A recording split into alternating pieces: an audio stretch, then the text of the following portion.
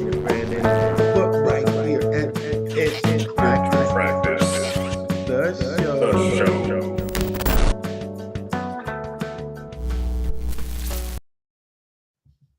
Welcome back to another episode of everyone's favorite place to be on a Wednesday evening, Pitch Practice, the show. The show. Are you, We're here. all right, are you there with me, Brandon? I hope so this time. We already had some technical issues backstage and I had to restart. So I'm here now. I can hear you. Hopefully you can hear me and I sound crisp, crystal clear like butter, and all's good. Like butter. Bringing it back old school. We've got an exciting episode in store for you today. Thanks for tuning in. Just want to make sure that we've got all of our socials and we are going live right now. I'm actually live inside of the Facebook group too, which is good. Amazing. Give us a hashtag where you're watching from down in the comments. Hashtag you're watching from California, you're watching from Texas, you're watching from Louisiana, New York. We want to see it all down in the comments. You all are here. You're probably not here to see us. You're probably here to see our special guest that we have coming on today, which is amazing that we've got this guest coming on, and we do want to be respectful of his time. So I just wanted to ask you, everyone out there, let's see here. Let me make sure. Hold on 1 second. I need to just check my my social media. How are you doing today, Brandon? I'm doing okay. Tired. It's been a long week. Got a new client and it's onboarding week for them. So it's been fun getting everything hooked up, being that digital plumber, as you know. Sold the framework, sold some local SEO. And we're getting our guys set up online right. And I'm going to start getting some leads in here in the next, I say 30, 45 days organically, and then we're going to work on some paid ads. But super exciting. Local roofer in Piqua, Ohio. Okay, where's that? Yeah, just west of here. Small town on I-75. Yes, cool. Well, let me ask you out there, what if you could become an influential content creator and make millions from your message? Is that something you would do? Say, I would. Well, I stay would. tuned. Because today our special guest is none other than Eric Thane, and he will show you exactly how to do just that. And if you don't know Eric, he's produced over 500 million views on social media and built multiple 8-figure businesses online. He's the guy that people like Russell Brunson, Eileen Wilder, Pedro Adao, and other big industry names go to for advice on building their personal brand and content strategy. Well, this Friday, he's hosting a free live virtual event to show you how to build yours too. He's decided to stop by Pitch Practice, the show, to share with us his pre-launch. So tag everyone you know in the comments and let's welcome Eric Thane. How you guys doing? Doing well. Hey, doing good. Welcome. Hey, thanks for having me on. I really appreciate it. Yeah, you're looking great there. Thanks. So I do things, I have a little bit of experience with video. So people always laugh when they get on a Zoom call with me because it looks like a movie basically, but not that it's necessary or even it needs to be done, but I just have fun with it and I enjoy kind of setting things up like this. No, it definitely needs to be done. I need to do something better than this little black backdrop myself, but we can all definitely learn something. It's your brand. I think that's what it is, and you are I admire your branding ability. So I don't want to really fanboy out here, but But I really want you to introduce yourself to everyone and tell us, a little bit about who you are and how you became to be Eric Thane, the go-to guy for all things content creation. Well, hi everyone. My name is Eric Thane. I'm somebody that been in the industry for quite a few years and been around the block a few times. Despite being like pretty young still, honestly. But I actually started my first business when I was 13 years old. So I got into this early in the whole online game and social media. And my first business was on MySpace. You guys remember MySpace? Oh So my Oh gosh. yeah, wish it so I was was on still around. MySpace Yeah. actually designing t-shirts for screamo bands, and that was how I got started in the online world and in the business world really. And I was always just kind of this combination of a creative and an entrepreneur, and like always wanted to do creative things. And I was into drawing and design and art and photography and all that kind of stuff. But then also always wanted to figure out how to make money from it, right? And so Hmm. I got started on MySpace. I was like early on MySpace, early on Facebook, early on Instagram, early on YouTube, early like all the social media platforms, like day one. I was always into that and creating content and making it beautiful and then trying to grow my brand and creating and honestly just trying to monetize what I did. And that was really what I wanted is I would make stuff, and whether it was design or web development or app development or music or filmmaking, I would do those things and then try to figure out how do I monetize this and how do I make money from it? Because for me, the goal was always like, I just really want to do what I love and I want to make good money from it. And that was the passion. It's like, how can I figure out what I'm good at and what I like to do and then make money from it? Hmm. And so that was a lot of my journey growing up and through high school and through college. And then eventually got into kind of the online game, if you will, in internet marketing and selling like info products and courses and coaching. And then that was when we really built our first like really scalable business where it started to take off and we did really well with that. And throughout the whole process, like I just was always trying to help other people. I was like, I was good at certain things, certain creative things, and I was like, I can do this for people, I can do this for the people, I can do this for people. And I just went from thing to thing to thing to thing, and every time just starting over. And I would do one thing and then my interests would change, and then I would go do another thing and I would start over and start doing that thing, and then I would have I would start over and do that thing. And so if any of you that are listening are multi-passionate people that have a lot of hobbies, a lot of things you're interested in, you could probably resonate with that. I And do. so it was always just jumping from thing to thing to thing, and then eventually, got into selling the courses and everything, and that was what really took off and did really well. Until ultimately, like what happened is, we had our entire business built on Facebook ads, and Facebook, the ad costs just started going up like crazy, and we had those costs went up, and it really messed up our business, and things went down, and we actually went from seven figures in revenue to hundreds of thousands in debt, like almost overnight is what it seemed like. Mm. Mm. And it was this crazy time where, when something like that happens, you kind of start to rethink a lot of things. Like, am I really doing what I want to do? And I was kind of burnt out in what I was doing. And the big reason why I was burnt out is because at the time I was selling courses to filmmakers.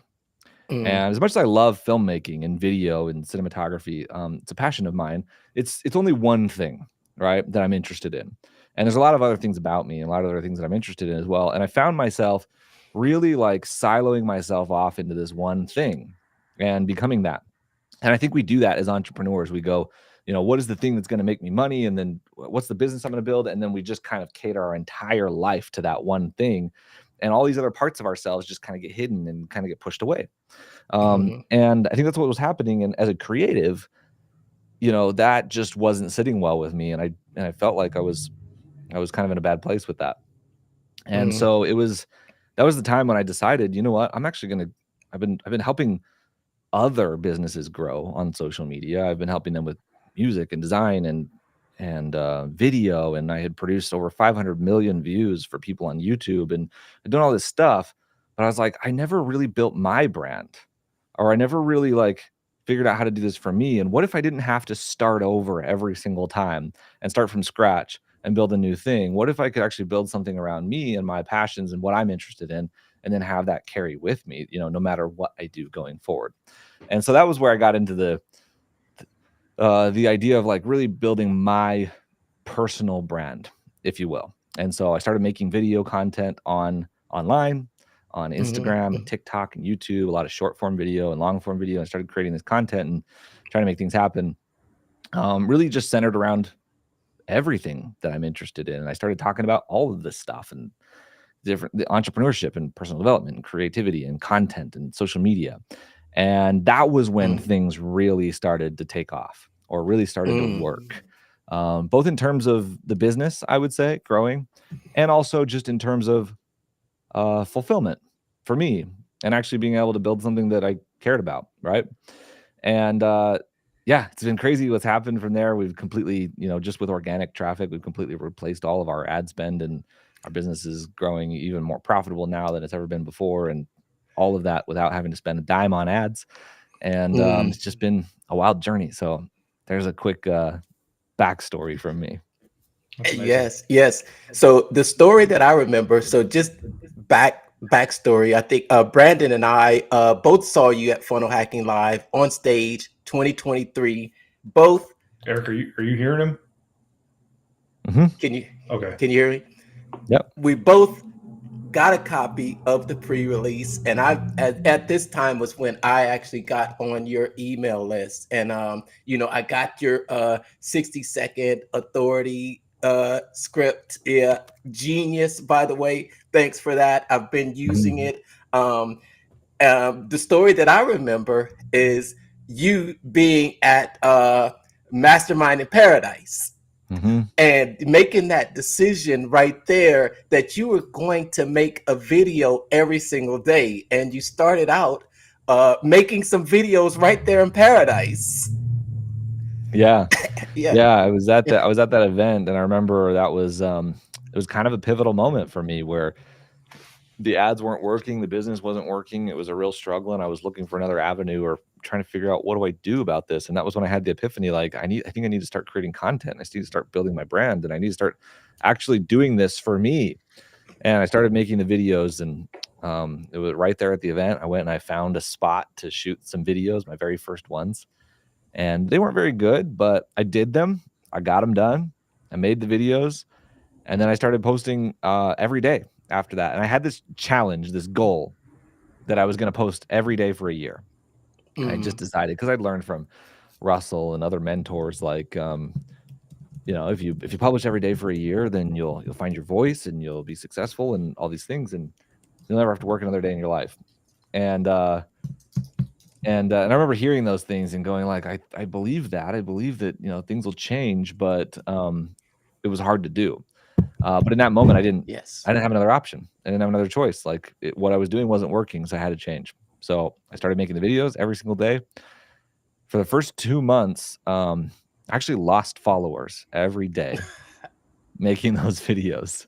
So really, people hated it. They weren't good. It wasn't working, right?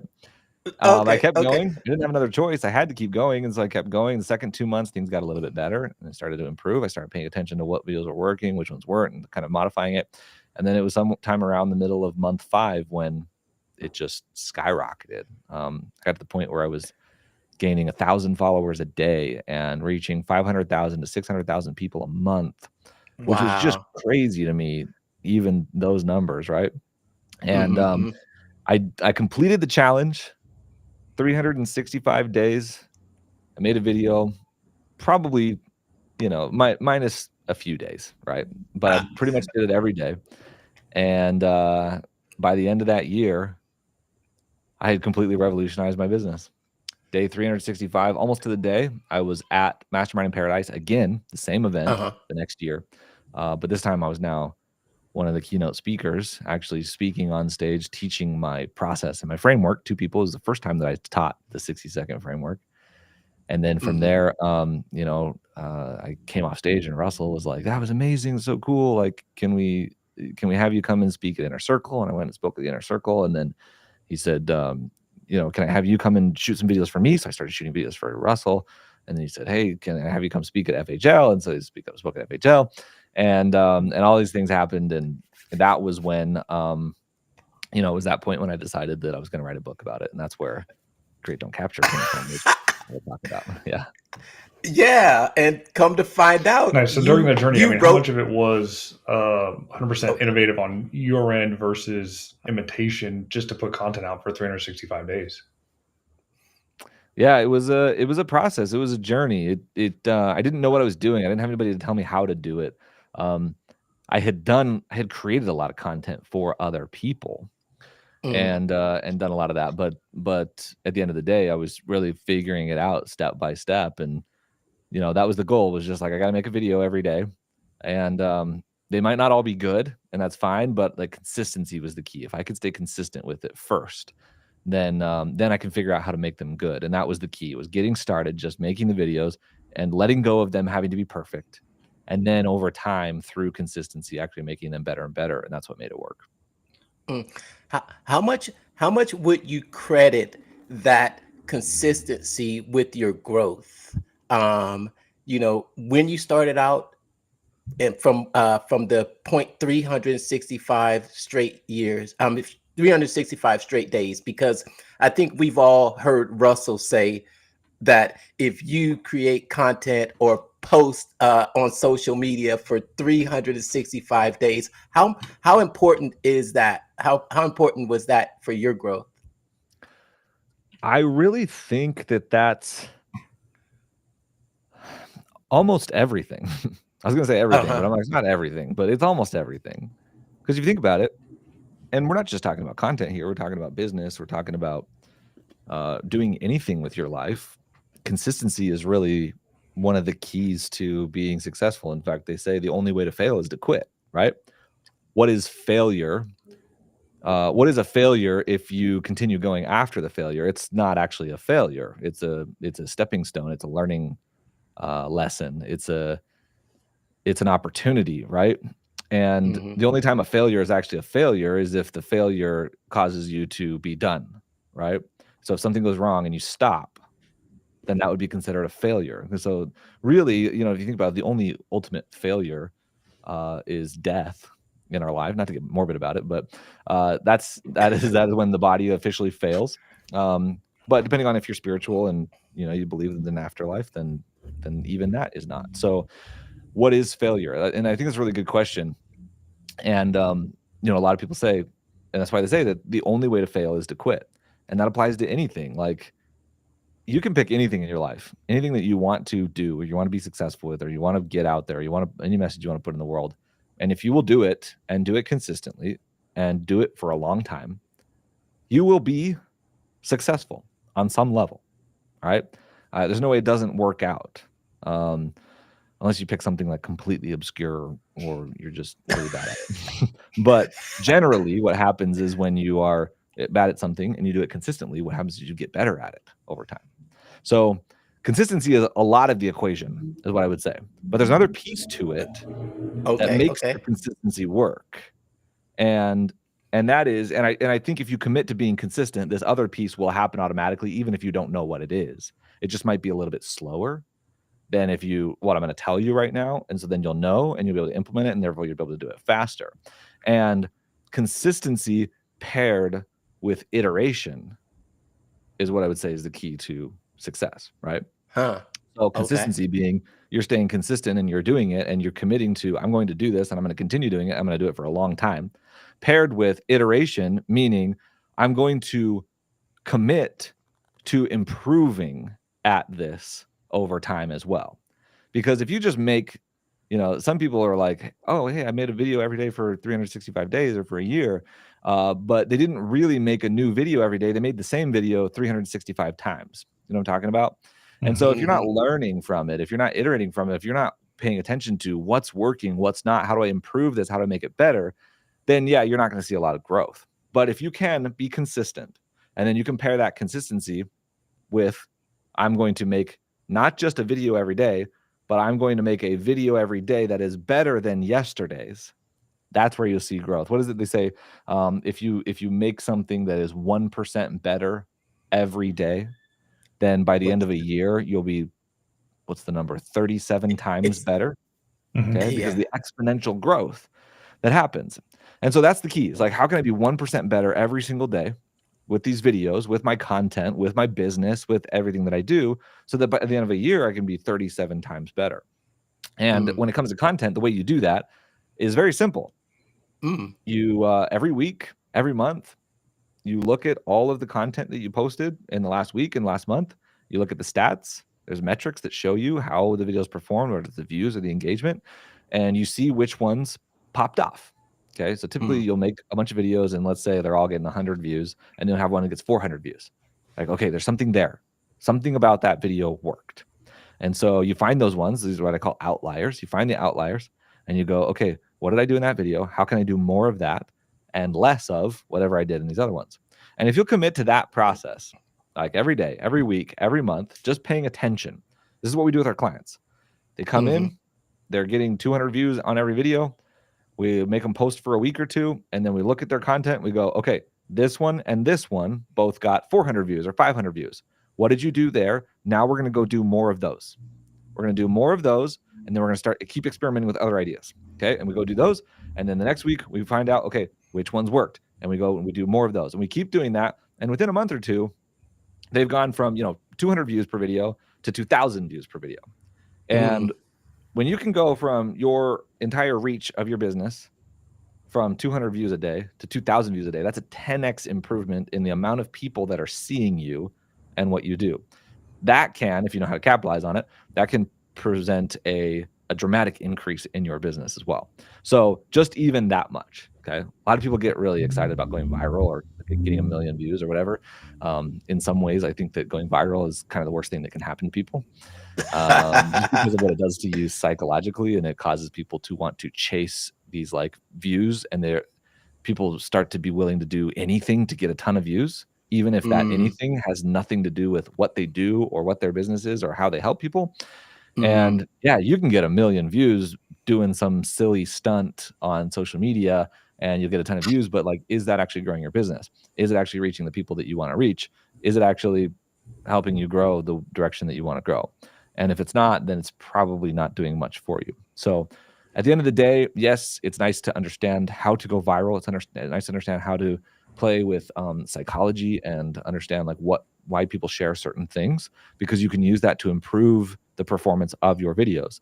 But at the end of the day, the core of what is going to make you successful is not chasing the views. It's more so, can you show up consistently and serve an audience so that you can build trust with them and build connection with them, so that the people who are interested in you and what you do will find you and will buy from you.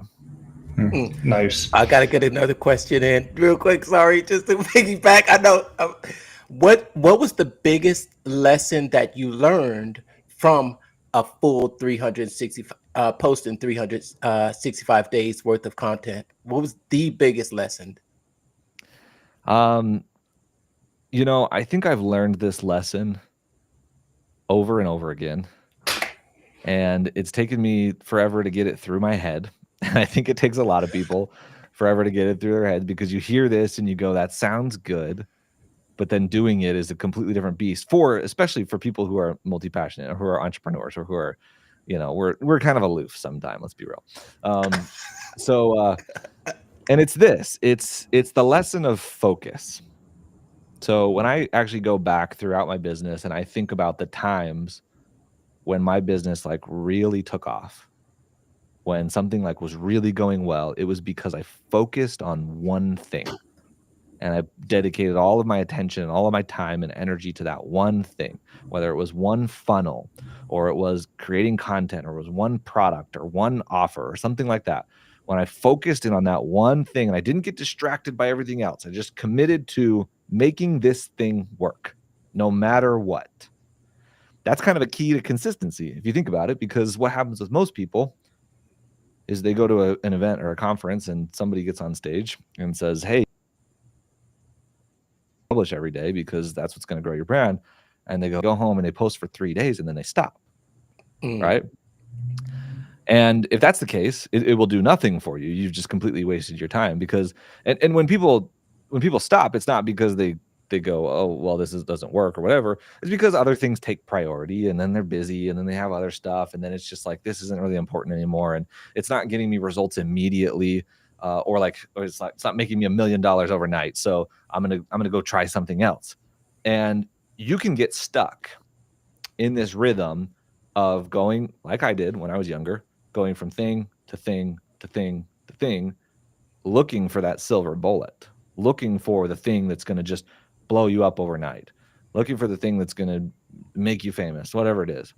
But the reality is that the people who are famous or are successful or have built big businesses, in most cases, there are exceptions, but they are the outliers. They're the exceptions, not the rule. In most cases, are people who've just been at it for a long time, a lot longer than you. And that's the case. If you can stick to something and you can focus on one thing and make that your thing and just go keep drilling it, then you can do that. Now, the reason why this became the thing that I focused on was because before, I always wanted to do that. I would focus on one thing, but then I would switch into something else, and then I would focus on that thing. And the problem is that's not really focusing, because I'm a multi-passionate person. I had different ideas, and I would get bored of one thing, and then I wanted to move into the next thing. And so I started thinking, how can I build a business around me and all of my passions and all the things that I'm interested in, so that I never have to do that switcheroo thing again? I can just, the focus can be on building my personal brand, being me. Okay, that's an easy thing to focus on, right? Just being me and talking about the stuff that I like to talk about and that I'm interested in and that I love to chat with people about, and then selling products related to it that is me teaching the things that I'm good at and that I know really well, which is also fun for me.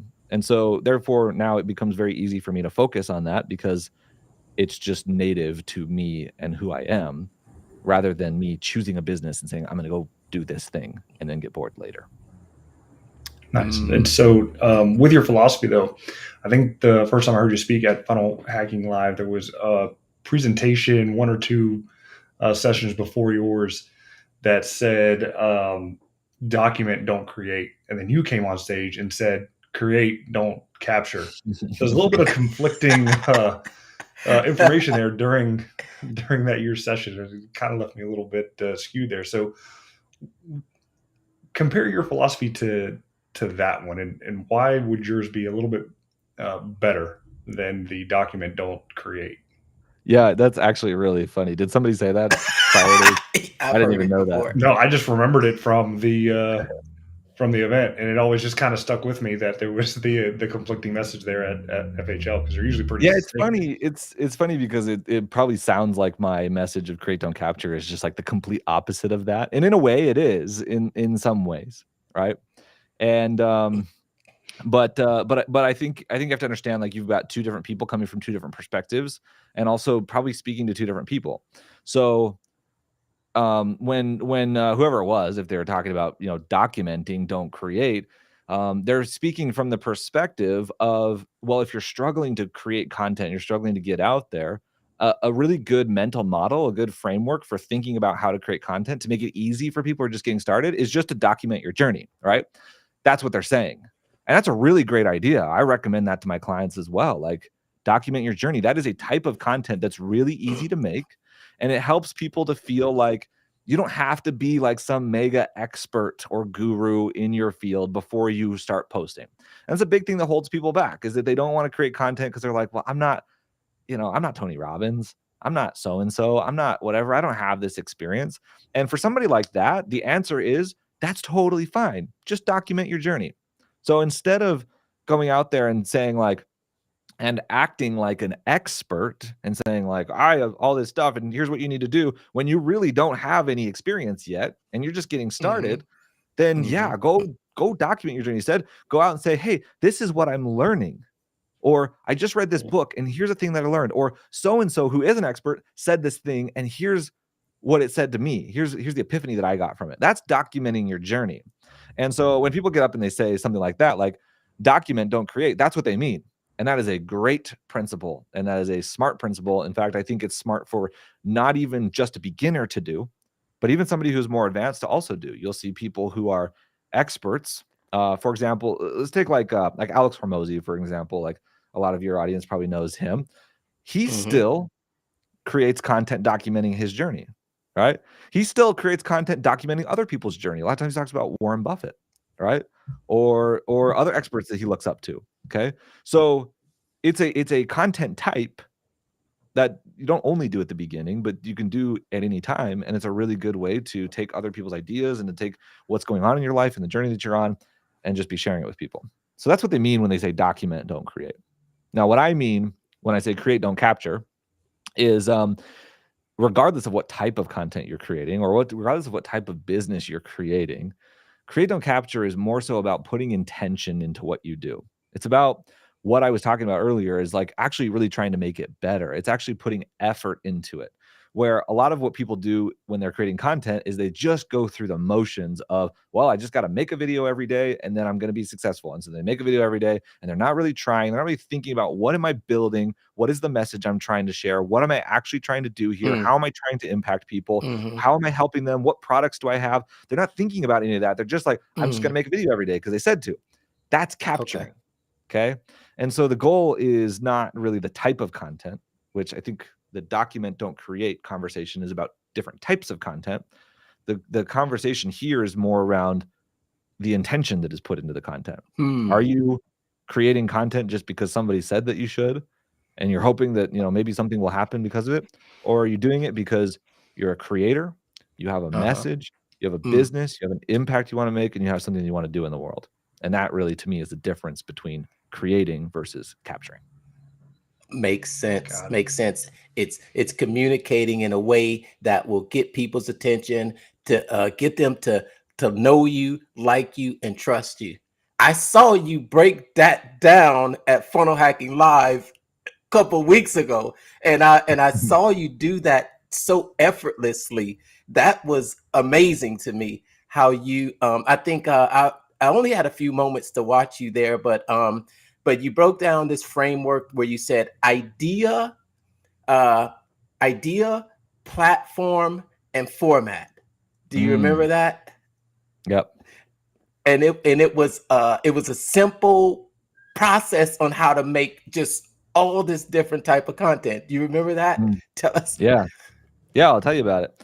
So this is kind of a little bit more advanced strategy. So it depends on where you're at in your, you know, for people who are just trying to get started making content, like I highly recommend picking one platform and then mastering that one platform. So think about, you know, where your target market is, or what type of content you like to consume, or what type of content you like to create. If it's video content, maybe you do short form video or long form video. If it's written content, maybe it's tweets or it's LinkedIn or something like that. So pick the platform that's going to work for you, that makes sense for who you are and what you do, and then go all in on that platform and just drill it. Okay, until you know it, and you know it really well, and you know the culture, and you know how to write, and you know how to figure it out, and you know how to grow on it, and you're iterating and you're making content better and better. That's what I did with Instagram. That's why Instagram is kind of my main platform. Is I went all in on Instagram and grew that one, and then from there I started kind of repurposing to other platforms. Now, here's the way I think about repurposing, right? When you get to the point where you've mastered one platform and now you're trying to expand your reach, okay? Because that's the goal, is like, if you're going to post something on one platform, you might as well put it on other platforms too, because there are other people over there that are not over here. And so you're going to reach more people from that. Most creators have a single platform that's their main platform. That's totally normal. So don't worry about that. But it is always a good idea to kind of cross promote. So the way that you do that, and the way that I always think about it, is this. The mistake that a lot of people make is that they take one piece of content and they just copy and paste it across every platform. The problem with that is that not every piece of content makes sense on every platform. Okay, so you might take, for example, let's say a short form video, like a reel, okay, and you might take that and put it on TikTok and YouTube Shorts and Instagram, right? That can work across those three platforms. But putting a short form video like that on Twitter, for example, even though, I mean, Twitter just added a video tab like just recently, so it's like kind of more of a thing now. But that type of content, like a talking head video, short form video on Twitter, like doesn't make sense in that culture. It doesn't feel native on that platform. Nobody does that over there. It's not common at all. And so if you're just to post that there, it's not going to get traction on that platform. It's just not. It's not what people are looking for. And so you have to know the different platforms. And so how do you take one idea or one piece of content and actually turn it into other things without having to spend all day, every day creating a piece of content for every platform that feels native on that platform. Because we don't want to have to do that either. And the answer is this. And the way that I look at it is going from idea to format to platform. So it starts with an idea. Okay. A piece of content starts with an idea of this is an idea that I want to share with people. And for me, typically those ideas go into my newsletter first. Okay. So I have a weekly newsletter that I send. And great newsletter, by the way. Thank you. So I send out that weekly newsletter, and that's where I think what am I learning right now? What would be valuable to people right now? What can I talk about? What can I share about that would be interesting to people? And that's where I write down a deep dive on that idea, right? And so I get that really clear, that idea, and then from there I go, okay, now that I've got this idea and I've got it fully fleshed out, how many different formats could I turn this into? So you're going to repurpose ideas, not content, meaning I'm going to take that one idea and I'm going to turn it into as many formats. So it started as a newsletter, but I could also take that idea, I could turn it into 2 or 3 short form videos. I could turn it into a YouTube video. It could be an outline for a YouTube video, which could also be a podcast, by the way. I can make, so I said short form videos. I could turn that into a long tweet thread. I could turn it into various short tweets, and I could make it into probably a nice like LinkedIn post or Facebook post as well. So what I'm doing there is I'm taking one idea and I'm turning it into, how many was that? Like 8 or 9 different formats. And now once those formats are done, then I think, what platforms can this format go on? So if it's a newsletter, it's just going to go to my newsletter and go on my blog, right? If it's a long form video, it's going to go on YouTube. If it's a short form video, it's going to go on LinkedIn, or it's going to go on, Instagram, TikTok, and YouTube Shorts. If it's a tweet thread, it's going to go on X, Twitter, and Threads. If it's a long form post with an image, it's going to go on LinkedIn and Facebook. Okay, you see how that works? So now that's how you can take one idea and you can turn it into 10 to 15 different pieces of content, because we didn't try to come up with 15 different ideas or 15 different pieces of content. We came up with one idea, turned it into 8 formats, and then each of those formats was able to go across 2 different platforms on average, right? So now you have 16 pieces of content. And now the trick here is that you take that content and you just schedule it out over a month. So it's not all coming out on the same day, right? You schedule it all out. So now you have that topic, and then what do you do the next week? You come up with a new idea. And then you schedule out all that content, and then you come up with a new idea and you schedule out all that content. And now suddenly you've got content going on every single platform consistently, almost every single day, new ideas. And people go, how do you come up with all this stuff? That is insane, right? And so that's the trick. That's cool. So sounds like the newsletter is where really the start of it comes from, right? You're going deep. Okay. For me, a lot of times it is. I do like writing newsletters. Other people, it might be different though. Maybe you're YouTube first, and you're just like, you have a YouTube channel. Like you guys have this show. Maybe this show is the beginning of it, and then you turn that into different types of different formats.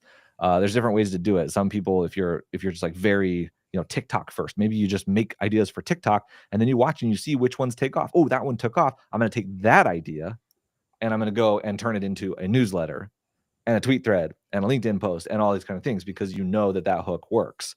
And so there's different ways to do it, but generally, if you can start with like a short form format like tweets or a short form video and everything, it allows you to iterate more quickly and test ideas more quickly to see what's working for people, what people are resonating with. And then when they do resonate with one and it does take off, then you go and you say, this is the one I'm going to now repurpose and put across all the platforms. So how are you balancing quality versus quantity when it comes to the content? I know you just kind of went on taking the one idea and then just putting it, I would say recycling it, but repurposing it for the specific platforms. Does it become too much and seem diluted when you do that? Or is that really a fantastic strategy to not have to constantly have to try to come up with a video idea and sit and record and take all that time? Yeah. So you're talking about the repurposing strategy? A little bit with that, and just, you made a video for 365 days. I mean, that's a lot of content, right? And so when does it, come into play of quality content versus the quantity of the content? So anymore these days, I don't often recommend posting a video every day anymore. There was a time, a few years ago when I was doing this, where Reels and TikToks were like really hot, and like Instagram and YouTube and Facebook, and they were all trying to compete with TikTok because TikTok just kind of came out of nowhere. And so they're all trying to compete, and they started pushing Reels really hard. And so then the strategy was like, make as many Reels as you possibly can because they're going to push them. And there was a while where that worked, and that was great. But nowadays, it really is, if you look at the general social media landscape, and this is the stuff that you won't hear from most social media managers because they're still teaching strategies from 2 years ago. Is if you look at the general landscape right now, it's not a quantity game. It's very much a quality game. And there's a line in my book actually where I say that how does it go? Quality is better than quantity, but quantity leads to quality, and quantity is the best, right? So meaning that yes, you want to be quality over quantity, but in order to get to quality, it takes a lot of like at bats and trying things out to see what people want and people resonate with. It takes a lot of at bats for you to get comfortable on camera for your videos to suddenly become good. It takes time and it takes quantity to be able to get to a point where you're making good quality. And so at first, yes, it is kind of a quantity game. It's just getting ideas out there. It's trying it out. It's experimenting and seeing what's working. Like I talked about earlier, it's paying attention to like, oh, these ones worked. I'm going to try more of those. And it's just a lot of that until you figure out what the quality is. And then at that point, when you really start to understand what quality means for you and for your audience, which is going to be different for different industries and different types of people, the type of content that works, when you figure that out, then it's like lean heavily into what you know works and put more effort into it. Because ultimately, I mean, people get really obsessed with like posting every day. But if your mission to be consistent and to post every single day is causing you to not have time or resources to be able to make quality content, you're probably shooting yourself in the foot. And so it would be better to maybe post 3 times a week or 5 times a week and really focus on making the content good, because one good video, think about it this way. One really good video that just pops off, that goes mega viral, let's say, right? One really good video could get more views than 5 years worth of daily posts. Think about that. Could. I think it will. But if you focus on that and rather go, oh, maybe the opportunity isn't in just, the commitment isn't just I need to get a video out every day. It's more so what's important is, yes, I want to stay consistent, but I also want to make sure that I'm making my content better and better and better all the time, so that I can find more videos that are really going to work, because those videos, those single videos that take off, will get more views. And generally, if you get 1 million views, that might be more than you get in 6 months of posting or a year of posting every day when the videos aren't good. Does that make sense? It does. It does. Awesome. I want to talk about content creation and the future. And come to find out that you wrote that book. I don't know, was it 4 months or was it 3 weeks? The writing process was 3 weeks actually, which I do not recommend to anybody. That was crazy. It was terrible 3 weeks. But then I had to go into editing and design and printing and everything like that. So it took a few months to get it done. And in that, I want to get into content creation, but I also wanted to ask you a viewer's question. So we did ask some of our viewers what they would like to ask you, and I did want to pull up one question from one of our viewers, from Nin Den. Hey Nin, what's up? Hey Nin. And she wants to know, what inspired you to take the time to really refine the book when it could have been released as is? And that's her question. Did you see that? Yeah, I did. It's a great question. So if you guys know, I wrote the book about 1.5 years ago, and the initial book, got it done, and a part of the rush to get it done was because I was going to be speaking at FHL at this event, and I wanted to be able to give it to everybody there. Yeah, we got a couple copies there, right? So I wanted to be able to I wanted to be able to share it with everybody, and I wanted to be able to put one on every chair. I was like, this is the time. I had the idea. I was like, I already knew I was going to write a book. But then when I got asked to speak, I was like, you know what? I think I just need to do it now. And so I did it. We got it done really quickly. And the book was, I would say, like 90% done. It was a really good book. I was very proud of it.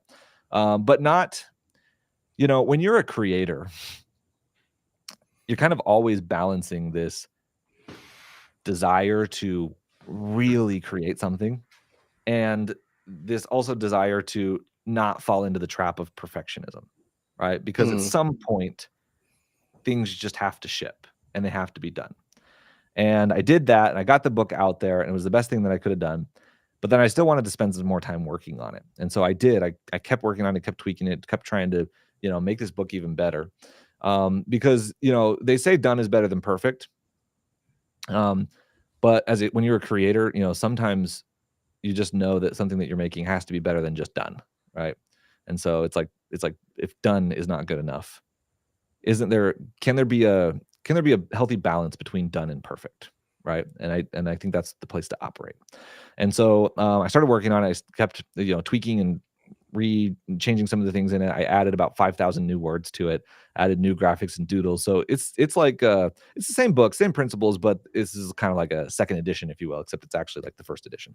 So the original copy was the ones you have is an advanced reader copy, right? It was for getting feedback from people, and we got a lot of feedback, and we applied all that feedback and made it better. And now it's like the official one that is actually coming out now.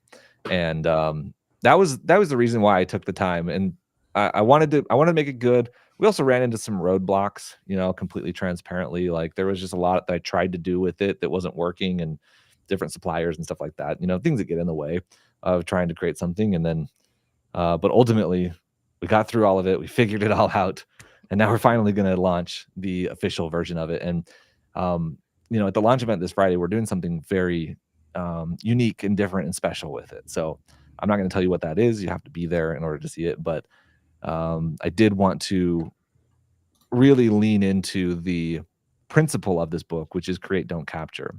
And we were not just going to do like a typical oh, hey, go get the book on Amazon for $20. It's not one of those. It's a little bit more special, I will say, than that. And so you have to be there on Friday so you can see what's going to happen, but it'll be a lot of fun. Yes. How to be an influential creator and make millions from your message is the exclusive live virtual event happening this Friday, March the 14th at is it 2 p.m. Mountain? Noon Mountain Time. Yep.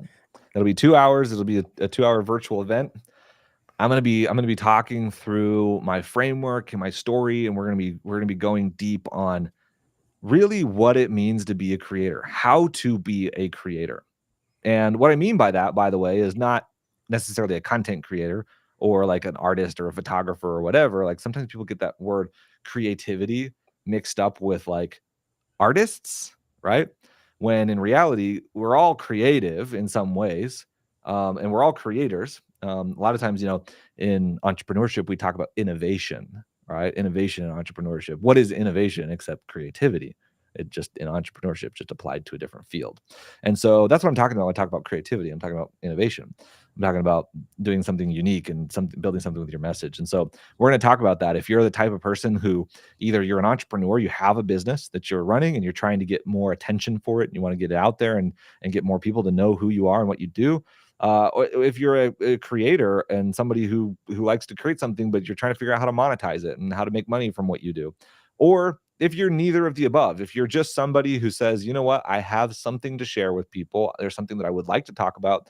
I would like to find an audience of people who are also interested in that thing and connect with that tribe, and potentially in the future, turn that into a profitable business, then this event is for you. And that's what we're going to be talking about, is how to do that. My framework that I go through for thinking about how to become a creator, how to build an audience of raving fans, and then how to grow a business from it and monetize it. And so we're going to do that. At the end of the event, we're also going to launch the book. And the people at the event will have the opportunity to get their hands on one of the very first special copies, which I'll tell you more about there. But yeah, that's what's happening. And we're really excited to have everybody there and to make it happen. Nice.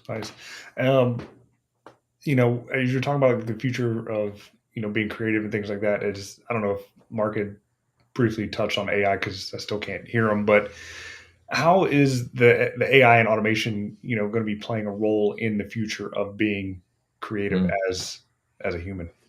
Yeah. If you look at what's going on with AI, I think this is so important to understand. And the reality is that 99.9999999% of people do not understand what is happening in the world right now. And a lot of it is happening in industries where you may not be plugged into or you may not understand, but there is a massive amount of dramatic change happening very quickly within the AI industry. And it is exponentially growing, and it's almost scary. It's almost hard to keep up with it. But the most important thing that people need to keep in mind right now is the difference between, there's basically two camps in AI. And there are the people who think that they're going to get replaced by AI, and there are people that think that they're going to get augmented by AI.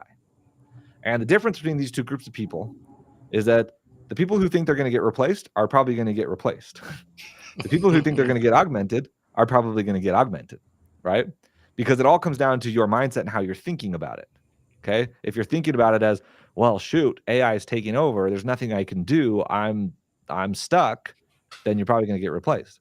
If you're the type of person who's going, how can I capitalize on this? How can I take advantage of this? How can I build something with this? Then you're using it to augment yourself.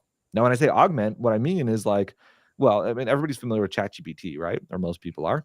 If you're going out there and you're using AI, like you're creating content or you're building a business, you're building offers, you're building stuff, like imagine using those AI tools to help you to create those things faster, to make them better than you could otherwise, and to make them and even come up with ideas that you wouldn't have come up with on your own.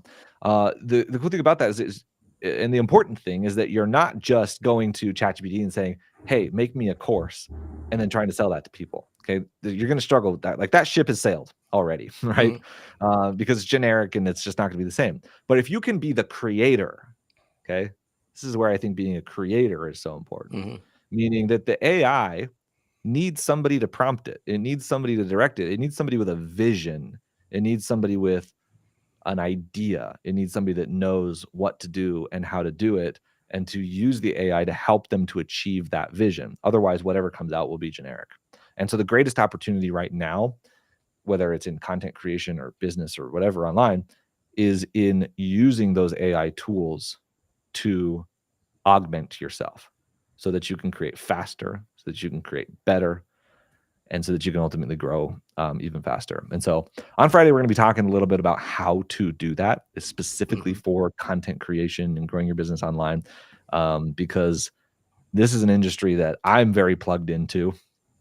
I know a lot of entrepreneurs aren't really aware of what's going on, but like I'm plugged into it because my background is somewhat in web development and technology and these kind of things. And so it's kind of native for me, but I've been studying it a lot and using it a lot. And I'm going to be sharing with you guys what I've been doing and how to do it. All right. Alyssa says that I hope AI will replace me someday so I can sleep. I actually love that.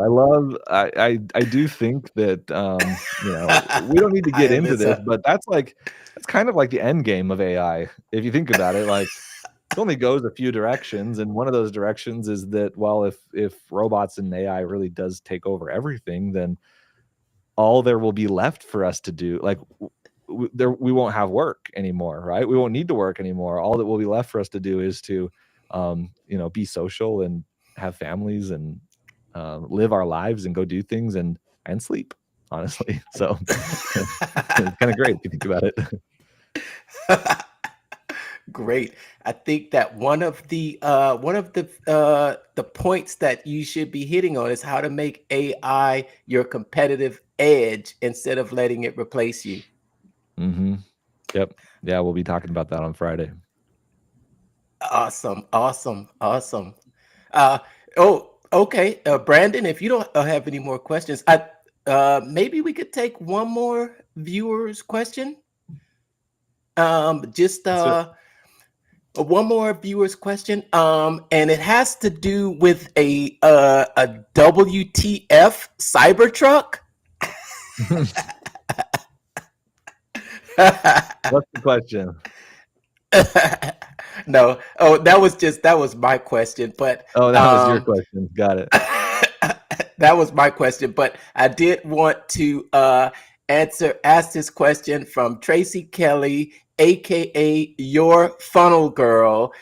She wanted to know, how has video marketing evolved over the past few years, and where do you see it heading next? And I just like what one thing that I really took away from Funnel Hacking Live is, I've kind of been on the fence about, going all in and focusing in on content creation. But I see that content creation, and I've seen you kind of allude to that in your posts recently about it being the future of work. So I think that's a little bit of where her question is coming from, about how do you see content creation and the future of work in the 5 to 10 years from now, or where do you see it heading? Yeah, it's an interesting discussion, and I will say that this event on Friday, that's what we're going to be talking about. We're going to talk about, here's what's coming, here's how to prepare yourself for it. And it's interesting to think about like what a creator is, and even what a content creator is, because it used to be that a content creator was just somebody who was just making videos on the internet. But nowadays it's like people are building full-blown businesses. In fact, people are all predicting right now who will be the next billionaire. And for a lot of the expectation is that there's going to be, at some point, there's going to be, maybe it's like a Mr. Beast, or there's going to be somebody who's a creator who's going to become a billionaire. And it'll be this big, it'll be a big deal, because like where this used to be something that was just like for artsy people to make videos on the internet, it's now actually becoming like a viable source of work and business and making things happen. And if you look at the younger generations today, they all want to be content creators. They all want to be creators. Yep. They all want to put something out there. And so imagine a world. This is the way I like to think about it. Is if that's becoming more and more commonplace, meaning people wanting to share their message, which I think actually is inside of everybody. Everybody wants to be useful to the world. Everybody wants to have something to say. And if you pair that with the fact that the tools to do that are just becoming easier and easier and more accessible, so you don't have to have a film studio anymore. You just have one in your pocket. If you follow that trend, towards the end, there's a tweet from Naval Ravikant who said, what do you say? There's in the world there's 8 billion creators, or there's 8 billion monopolies, right? Like literally every person on the planet can be a creator, can be a person who has a message, who has something that they're good at, who has a passion, who has an art, a craft, who has a combination of skills and talents and beliefs and values that all come together to create a person, a creator, who is going to attract a certain tribe, a certain group of other people who are also creators, who have their own tribe, and that creator is going to work with those people. And it's kind of an interesting way of thinking about it, in terms of like, what would happen if everybody in the world saw themselves as a creator? Mm-hmm. And this is the way, I don't think that we're going to get to that point, right? Like, because not everybody's going to want to, so it's not going to happen. But I do think that that's kind of the future, right? And that's why I say that it's the future of work. This is the opportunity to put something out there and to make money, regardless of who you are. You don't have to be somebody. You don't have to be anything crazy. You just need to show up and provide value every single day, and you can build something meaningful out of it. And that's what's really fascinating to me. And we're going to see that augmented with AI, and the opportunity to, right now, the opportunity is to produce more and to produce better, right? But at some point, the world's going to fill up with so much content, or so much output, right? Because when I say content in this case, I'm not just talking about social media content. I'm talking your business is, output, whatever you're putting into the world, whatever you're creating. Okay. For some people it's an art, for other people it's a business, for some people it's content. Whatever you're creating, the amount of that and the amount of stuff in the world is going to be large, because so many people are augmented now to be able to create it. And then we're going to get to a point where, and like we were talking about earlier, where the AI really takes over doing all of it. And then all that's left in the world is for us to create. And so therefore, that's why I believe that if you really want to have a future in the world, the key is seeing yourself as a creator. Well said. I am a content creator. I am. Are you, Brandon? Mark, I'm going to apologize, man. I still can't hear what you're saying there, but this has been absolutely amazing. Eric, we appreciate you so much for coming on to the show. If there was one key takeaway that somebody should have picked up from this episode, what do you think it should be? You asking me? Yep. Well, come to the event on Friday and I'll show you. All right. Because at the end of the day, you know, my mission is for people to, you know, I always say that my mission is to amplify positive voices in the world. And that's really what it is all about to me. It's like there's how the business plays into that, and there's how the content plays into that, and how the other things play into that. But at the end of the day, that's what it's all about is, you know, are you showing up in the world every day, and are you being a creator? Are you producing? Are you adding to the world versus simply taking away from it? And I think there's a lot of people in our world today who just show up and go through the motions and are simply capturing, and they're just taking from the world and not really thinking about how they can add to it. And ultimately that's the end goal, is that, like, if I can get everybody to believe in themselves as a creator and to put something out there, then that's going to make the world a better place. And so, you know, how you do that, some of the tactics and stuff we'll be talking about on Friday, but at the end of the day, that's the goal, is just showing up and putting yourself out there every day and creating. Perfect. All right, Mike, take us home, Mark. Perfect. And the QR code is right here to sign up to join the Creator Revolution. I'm there. I'm signed up. You should sign up too. You don't want to miss this one. Eric, oh, it's been amazing. Oh, it's been fantastic. Thanks for taking time out of your busy schedule. Congratulations on congratulations on the new book. I can't wait to get my hands on a copy. Excellent work. Seeing you Funnel Hacking Live. I saw your presentation at Funnel Hacking Live International. Congratulations on the most WTF Cybertruck, and also you know, blessings to you and your family as well. Thanks for spending an hour with us here, and everyone is appreciative. Thank you. My honor to be on, and I appreciate you having me on and letting me talk about this. So let's all get it together. Let's go. All right. See you on Friday. All right. We'll see you. We'll see you later. Take care. See you on Friday. Thanks for tuning in.